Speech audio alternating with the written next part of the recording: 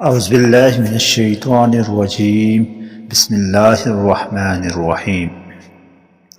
سامعین گرامی، السلام علیکم ورحمۃ اللہ وبرکاتہ۔ ہم امید کرتے ہیں آپ بخیر و عافیت ہوں گے۔ اللہ تبارک و تعالی آپ کو اپنے حفظ و امان میں رکھے، آپ کو شاد و آباد رکھے۔ معمول کے مطابق آج آپ کی خدمت میں ماہ رمضان المبارک کے بالکل آخری ایام یعنی 28ویں روزے کا خاص وظیفہ ذکر کیا جا رہا ہے۔ یہ وظیفہ ماہ رمضان المبارک کے آخری ہفتہ کے دن گویا کہ 28واں روزہ بن رہا ہے، اس دن آپ نے کرنا ہے، اور ہو سکے تو مکمل جاری رکھنا ہے، اس کو روکنا نہیں ہے، کیونکہ اس وظیفہ اس سورہ مبارکہ کی مدد سے بہت سے مشکل کام آسان ہو جاتے ہیں۔ اللہ تبارک و تعالی قرآن مجید فرقان حمید میں قرآن مجید کے متعلق فرماتے ہیں انا انزلناہ فی لیلۃ القدر، کہ ہم نے قرآن مجید کو لیلۃ القدر میں اتارا۔ ایک اور جگہ پر فرماتے ہیں وَلَقَدْ يَسَّرْنَا الْقُرْآنَ لِلذِّكْرِ فَهَلْ مِن مُدَّكِرٍ، ہم نے قرآن کو پڑھنے والوں کے لیے آسان نصیحت آموز فرمایا۔ ایک اور جگہ پر فرماتے ہیں نزل بہ الروح الامین، ہم نے اس کو روح الامین کے ذریعے اتارا، یعنی جبرائیل امین کے ذریعے اتارا، اور نزل علی محمد، آپ صلی اللہ علیہ وسلم پر اتارا۔ ناظرین گرامی، یہ کتاب سراسر ہدایت ہے، یہ کتاب سراسر گمراہی سے ہدایت کی طرف لے کر جانے والی ہے، یہ کتاب سراسر ہمیں اندھیروں سے اجالے کی طرف لے کر جانے والی ہے۔ روشنی کا مینار، ہدایت کا مینار یہ کتاب، اس کا ہر حرف ہمارے لیے راہ ہدایت ہے۔ اگر ہم اس کو بطور وظیفہ پڑھیں ہمارا مسئلہ حل ہو جائے گا، اگر ہم اس کو بطور مرض پڑھیں تو ہماری مرض بیماری دور ہو جائے گی، اگر ہم اس کو بطور قرض پڑھیں تو ہمارا قرض ہمارے اوپر جو ہے تنگ دستی ختم ہو جائے گی۔ ناظرین گرامی، اس کلام پاک کی بہت سی صورتیں اپنے بہت سے خصائل، خصلتوں، خصوصیات کی وجہ سے ممتاز مقام رکھتی ہیں۔ مثلا سورہ یاسین کو قلب القرآن کہا گیا، سورہ رحمان کو عروس القرآن کہا گیا، سورہ اخلاص کو خلاصۃ القرآن کہا گیا، سورۃ الفاتحہ کو فاتحۃ الکتاب، الکتاب کہا گیا، سورہ یوسف کو قصص القرآن کہا گیا، احسن القصص قرآن مجید کے بقول کہا گیا۔ بالکل اسی طرح سورہ الکوثر کا وظیفہ ہم آج آپ کی خدمت میں بتا رہے ہیں۔ یہ وظیفہ مبارکہ نبی کریم صلی اللہ علیہ وسلم کو بطور تحفہ، بطور ہدیہ یا بطور جو ہے تسلی کے طور پر دی گئی یہ صورت، کیونکہ جب نبی کریم صلی اللہ علیہ وسلم کو کفار اور مشرکین تنگ کر رہے تھے تو آپ صلی اللہ علیہ وسلم پریشان ہو جاتے تھے۔ عین اسی دنوں میں آپ صلی اللہ علیہ وسلم کے صاحبزادے وفات پائے تو اس وقت کفار اور مشرکین نے یہ کہنا شروع کر دیا کہ محمد جو ہے وہ بتر ہو گیا، ابتر ہو گیا، کہ محمد جو ہے دم کٹا ہو گیا، اس کی اولاد نہیں، تو اس کا سلسلہ نسب، اس کا پیغام نعوذ باللہ رک جائے گا۔ لیکن اللہ تبارک و تعالیٰ کی ذات کو غیرت آئی، آپ صلی اللہ علیہ وسلم کو بطور تسلی اور تشفی کے یہ سورہ مبارکہ نازل فرمائی، اور نازل فرما کر دعوت دی، کہا کہ اے محمد، بے شک آپ کا دشمن ہی دم کٹا ہے،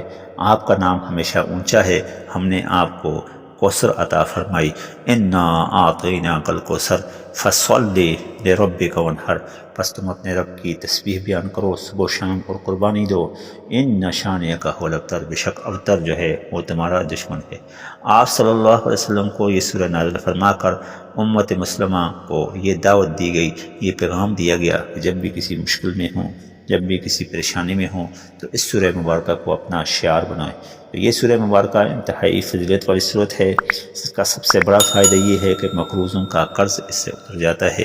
فقیروں کا فقر اس سے دور ہو جاتا ہے، تنگ دستی ختم ہو جاتی ہے، گھر میں خوشحالی آ جاتی ہے۔ اگر ہم چاہتے ہیں کہ ہمارے لیے آسانیاں پیدا ہوں، خوشحالی ہو، تنگ دستی سے نجات ہو، تو اس صورت کو اپنا معمول بنائیں۔ ہفتہ والے دن، رمضان المبارک کے آخری ہفتہ والے دن اس سورہ مبارکہ کو کم از کم 7 بار اور روزانہ اس کو اپنا معمول بنائیں، جاری و ساری رکھیں، اور اس کے بعد پھر دیکھیں کہ اللہ تبارک و تعالیٰ اس کی برکت سے ہمارے کتنے مشکل کام آسان فرما دیں گے۔ امید ہے ہمارے وظائف سے آپ فائدہ لے رہے ہوں گے۔ بہترین وظائف کے لیے ہمارے چینل کو لائک، سبسکرائب اور شیئر کیجیے۔ حاضر ہوں گے کل ایک نئے پیغام کے ساتھ۔ السلام علیکم ورحمۃ اللہ وبرکاتہ۔ معمول کے مطابق آج آپ کی خدمت میں ماہ رمضان المبارک کے بالکل آخری ایام یعنی 28ویں روزے کا خاص وظیفہ ذکر کیا جا رہا ہے۔ یہ وظیفہ ماہ رمضان مبارک کے آخری ہفتہ کے دن گویا کہ 28واں روزہ بن رہا ہے، اس دن آپ نے کرنا ہے، اور ہو سکے تو مکمل جاری رکھنا ہے، اس کو روکنا نہیں ہے، کیونکہ اس وظیفہ اس سورہ مبارکہ کی مدد سے بہت سے مشکل کام آسان ہو جاتے ہیں۔ اللہ تبارک و تعالیٰ قرآن مجید فرقان حمید میں قرآن مجید کے متعلق فرماتے ہیں انا انزلناہ فی لیلۃ القدر، کہ ہم نے قرآن مجید کو لیلۃ القدر میں اتارا۔ ایک اور جگہ پر فرماتے ہیں وَلَقَدْ يَسَّرْنَا الْقُرْآنَ لِلذِّكْرِ فَهَلْ مِن مُدَّكِرٍ، ہم نے قرآن کو پڑھنے والوں کے لیے آسان نصیحت آموز فرمایا۔ ایک اور جگہ پر فرماتے ہیں نزل بہ الروح الامین، ہم نے اس کو روح الامین کے ذریعے اتارا، یعنی جبرائیل امین کے ذریعے اتارا، اور نزل علی محمد، آپ صلی اللہ علیہ وسلم پر اتارا۔ ناظرین گرامی، یہ کتاب سراسر ہدایت ہے، یہ کتاب سراسر گمراہی سے ہدایت کی طرف لے کر جانے والی ہے، یہ کتاب سراسر ہمیں اندھیروں سے اجالے کی طرف لے کر جانے والی ہے۔ روشنی کا مینار، ہدایت کا مینار یہ کتاب، اس کا ہر حرف ہمارے لیے راہ ہدایت ہے۔ اگر ہم اس کو بطور وظیفہ پڑھیں ہمارا مسئلہ حل ہو جائے گا، اگر ہم اس کو بطور مرض پڑھیں تو ہماری مرض بیماری دور ہو جائے گی، اگر ہم اس کو بطور قرض پڑھیں تو ہمارا قرض ہمارے اوپر جو ہے تنگ دستی ختم ہو جائے گی۔ ناظرین گرامی، اس کلام پاک کی بہت سی صورتیں اپنے بہت سے خصائل، خصلتوں، خصوصیات کی وجہ سے ممتاز مقام رکھتی ہیں۔ مثلا سورہ یاسین کو قلب القرآن کہا گیا، سورہ رحمان کو عروس القرآن کہا گیا، سورہ اخلاص کو خلاصۃ القرآن کہا گیا، سورۃ الفاتحہ کو فاتحۃ الکتاب، الکتاب کہا گیا، سورہ یوسف کو قصص القرآن کہا گیا، احسن القصص قرآن مجید کے بقول کہا گیا۔ بالکل اسی طرح سورہ الکوثر کا وظیفہ ہم آج آپ کی خدمت میں بتا رہے ہیں۔ یہ وظیفہ مبارکہ نبی کریم صلی اللہ علیہ وسلم کو بطور تحفہ، بطور ہدیہ یا بطور جو ہے